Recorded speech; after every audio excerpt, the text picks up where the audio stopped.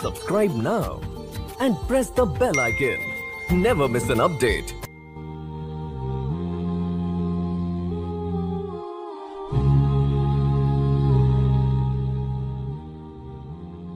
वक्त दबे पांव गुजरता चला जा रहा था। तहरीक आज़ादी कश्मीर शुरू में सिर्फ कश्मीरी नौजवानों की तहरीक थी। कश्मीर के चप्पे चप्पे और गली गली में ये नारा गूंज रहा था, हम क्या चाहते हैं आज़ादी, भारतीय कुत्तों वापस चलो। नौजवान धड़ाधड़ असला उठा रहे थे, हर तरफ मुजाहिदीन के काफिले नजर आ रहे थे। लेकिन इन मुजाहिदीन में एक बड़ी तादाद उन लोगों की थी जो जिहाद के मायने और राह जिहाद की खटाइयों से बेखबर थे। ताहम कुछ लोग ऐसे भी थे जिन्होंने राह हक में अपने वतन की आज़ादी के लिए अपने लहू के नजराने पेश किए और शजर आज़ादी को अपने गर्म खून से सैराब किया। भारतीय फौज ने मुजाहिदीन के अहल खाना पर अरसाए हयात तंग कर दिया और जिन लोगों ने महज शौक में असला थाम लिया था वो राह जिहाद की कठिनाइयों पर साबित कदम नहीं रह सके और इंडियन आर्मी के सामने हथियार डाल दिए। सरेंडर होने वालों में अखवानुल मुस्लिमीन नामी तंजीम का अमीर गद्दार मिल्लत यूसुफ प्रे उल मारूफ कोका प्रे सरफरेस्त था। इंडियन आर्मी ने उन लोगों की हर तरह से माली और असला के तौर पर इमदाद जारी रखी। बिल आखिर 1995 में ईमान फरोश का टोला एक मुनज़्ज़म गिरोह की सूरत में उभरा जिसकी क़यादत कोका प्रे कर रहा था। इंडियन आर्मी ने उन्हें एक सोचे समझे मंसूबे के तहत मुजाहिदीन और उनके मुखलिस मुआविन के साथ इस्तेमाल किया। नतीजतन पूरी वादी इनके जुल्म व तशद्दुद की लिपट में आ गई। कोका प्रे का आबाई इलाका हाजन सोना वादी था।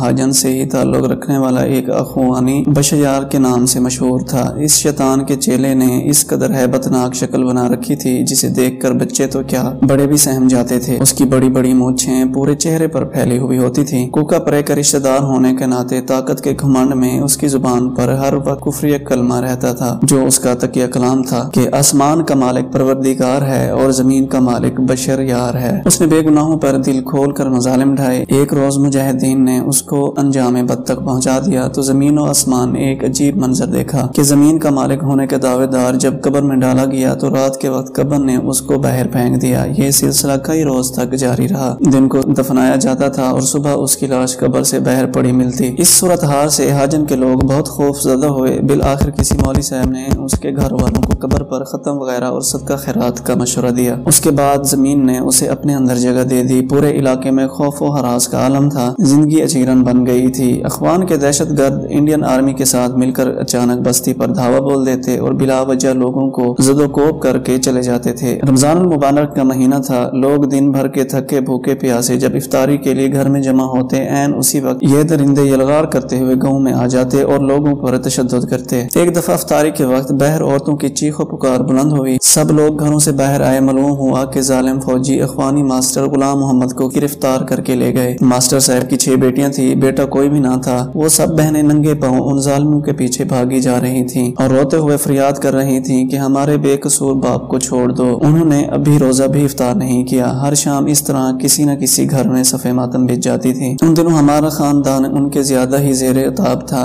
इसकी वजह मेरे चचा जात भाई उमर मुख्तार थे जो इस वक्त हिजबुल मुजाहिदीन के जिलाई कमांडर थे। हमारी सुबह शाम खौफ और दहशत के महेब सायों में गुजर जाती थी। शायद ही कोई ऐसा दिन गुजरता जब दुश्मन हमारे घरों में आकर तोड़ फोड़ और जुल्म तशद्दुद न करता। भाई उमर मुख्तार को अल्लाह ताला ने मजबूत और बहादुर दिल दिया था। वो दुश्मन के आगे झुकने के लिए तैयार न थे। हालांकि दुश्मन ने उन्हें हथियार डालने के लिए कई लालच दिए। उनका मस्कन क्रश टॉप वाली पहाड़ी थी। इंडियन आर्मी इल्म होने के बावजूद भी पहाड़ी की तरफ रुख करने की हिम्मत नहीं करती थी। उनका हद निहत्ते और बेगुनाह लोग होते थे। उनका हर बार एक ही मुतालबा होता था कि वो मुख्तार को हमारे हवाले कर दो या उसे सरेंडर करा दो। इस बात पर उन्होंने चाचू के घर पर क्या क्या क़यामतें नहीं ढाई, लेकिन भाई उमर मुख्तार इन आजमाइशों के आगे कोहे गिरां साबित हुए। एक दफा बुज़दिल इंडियन आर्मी ने चचा जी को और भाई उमर मुख्तार के 4 साल बेटे अरशद मुख्तार को गिरफ्तार कर लिया। उन्हीं दिनों भाई एक रात हमारे घर आ गए। मैं उनको नन्हे अरशद की गिरफ्तारी का बताया तो उन्होंने मुस्कुरा कर जवाब दिया, अरे इसमें परेशानी वाली कौन सी बात है, वो इस बच्चे का क्या बिगाड़ेंगे, एक दिन आखिर जलील होकर छोड़ देंगे। ये बुज़दिल हैं इसलिए ऐसी बुज़दिलाना हरकतें करते हैं। वो जब भी हमारे घर में आते थे मैं उनसे असला के बारे में कुछ न कुछ सीख लेती थी। उस रात उनके गले में पीका गन झूल रही थी। हमेशा की तरह मैंने सिखाने की फरमाइश की। उन्होंने मुझे इस बारे में चंद जरूरी बातें बताई। उसके बाद दूरबीन देकर कहा कि मैं میں حالات پر نظر رکھوں، انہیں والد صاحب یا بچے کی گرفتاری کی کوئی فکر نہیں تھی، کیونکہ وہ جانتے تھے ہم حق پر ہیں اور حق والوں پر ایسی آزمائشیں آتی رہتی ہیں۔ ایک مرتبہ دن کے 11 بجے انڈین آرمی اور اخوانی دہشت گردوں نے مل کر ہمارے گھر پر چھاپا مارا۔ وہ یہ کہتے ہوئے دندلاتے پھر رہے تھے کہ ہاں عمر مختار کو سرنڈر کراؤ گے کہ نہیں، ورنہ تم لوگوں کا انجام بہت برا ہوگا۔ انہوں نے کھڑکیاں دروازے توڑ ڈالے اور لوٹ مار کرتے ہوئے جہاں کوئی قیمتی چیز، پیسے، زیور وغیرہ جو کچھ ہاتھ لگا اٹھا لیا، یہاں تک کہ عمر بھائی کی اہلیہ کے بکسے سے ان کی شادی کے کپڑے تک نہیں چھوڑے۔ سب لوگ ان کے مظالم سے بہت تنگ آ چکے تھے۔ میری جوان سال کزن یعنی مجاہد کی بہن نے مزاحمت کی، ان لٹیروں کے سامنے دلیری سے کہا کہ گھر کا سامان کیوں توڑ رہے ہو؟ مختار وہ پہاڑ پر بیٹھا ہے، تم اتنے سارے ہو، جا کر اس سے مقابلہ کرو، ہم نہتے اور بے گناہ لوگوں پر ظلم کیوں کرتے ہو؟ ہمت ہے تو جا کر مردوں کی طرح اس کے ساتھ مقابلہ کرو، کمزور عورتوں پر ظلم ڈھانا کون سی بہادری ہے؟ وحشی درندوں کو حقیقت پر مبنی کھری اور سچی باتیں ناگوار گزری۔ انہوں نے میری بہنا کو سر کے بالوں سے پکڑ کر گھر سے باہر نکالا اور گھسیٹتے ہوئے سڑک پر لے آئے۔ سڑک پر پڑے سنگریزے اس نرم نازک بدن کو لہو-لہان کرتے جا رہے تھے۔ ہم بہن کی حالت پر احتجاج کرنے لگے تو ہمیں بھی تھپڑوں اور گنوں کے بٹ مارنے لگے۔ وہ اس کو اسی طرح گھسیٹتے ہوئے کافی دور تک لے گئے۔ بالآخر اس نے ایک بار بھرپور مزاحمت کر کے خود کو اس ظالم کے چنگل سے چھڑایا۔ ایک درندے نے کہا گولی مار دو۔ کو اخوانی ڈاکو نے گولی چلائی، وہ مظلوم لڑکی ابھی تک زمین پر پڑی تھی۔ اس نے فوراً پینترا بدلا اور گولی اس کے اوپر سے گزر کر ایک بوڑھی عورت کے کان کو چیرتی ہوئی نکل گئی۔ وہ بوڑھی اور ضعیف العمر خاتون غربت کے مارے مدد کوٹ بالا سے چیوا آ کر سنگھاڑے بیچا کرتی تھی، اور اس وقت بھی وہ بجلی کے کھمبے کے نیچے سنگھاڑوں کی ٹوکری لیے بیٹھی تھی۔ آج بچوں کی ٹولیاں اس سے سنگھاڑے خریدنے کے لیے نہیں آئیں، کیونکہ آج صبح سے ہی چیوا کی گلیوں میں انڈین آرمی اور اخوانی ظالموں نے خوف و دہشت پھیلا رکھی تھی۔ بوڑھی عورت مارے خوف کے بے ہوش ہو گئی۔ ہم انہیں گھر کے اندر لے آئے اور پانی پلا کر حوصلہ بڑھایا کہ آپ کا صرف کان زخمی ہے، باقی سب خیریت ہے۔ پوری بستی میں ہو کا عالم تھا۔ وحشی درندے لوٹ مار اور ظلم و تشدد کر کے چلے گئے تھے۔ سب لوگ ہمارے گھر کے باہر جمع تھے۔ اتنے میں لوگوں کی نظریں ایک چادر پوش آدمی پر جم گئیں۔ اس نے اپنا چہرہ چادر سے ڈھانپ رکھا تھا۔ وہ تیز تیز قدم اٹھاتا ہوا چلا آ رہا تھا۔ اچانک میری نظر چادر کے کونے کے ساتھ بندھے ہوئے گرنیڈ پر پڑی تو میرے منہ سے بے ساختہ چیخ نکل گئی، مختار بھائی جان، یہ آپ ہے نا؟ انہوں نے چہرے سے نقاب اٹھایا تو ہم سب رونا شروع ہو گئے۔ انہیں سارے مظالم کی داستان سنائی۔ ان کی آنکھوں میں خون اتر آیا اور پوچھا وہ لوگ کس طرف سے گئے ہیں؟ وہ اس وقت بالکل اکیلے تھے، اس لیے ہم نے انہیں زبردستی واپس جنگل کی طرف بھیج دیا۔ کچھ دنوں کے بعد حزب کے مجاہدین نے مختار بھائی کے ساتھ مل کر انڈین آرمی کے کینوائے پر حملہ کیا اور ان کی اس گھٹیا حرکت پر انہیں خوب سبق سکھایا۔ زندگی انہی مصائب و آرام میں گزر رہی تھی۔ بہاریں اب بھی آتی تھیں، لیکن وہ پہلی جیسی رونق اب چمن میں نہیں رہی تھی۔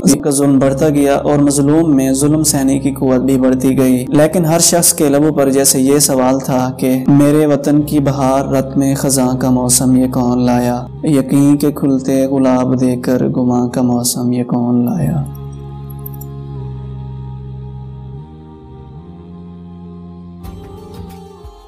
Subscribe now and press the bell icon. Never miss an update.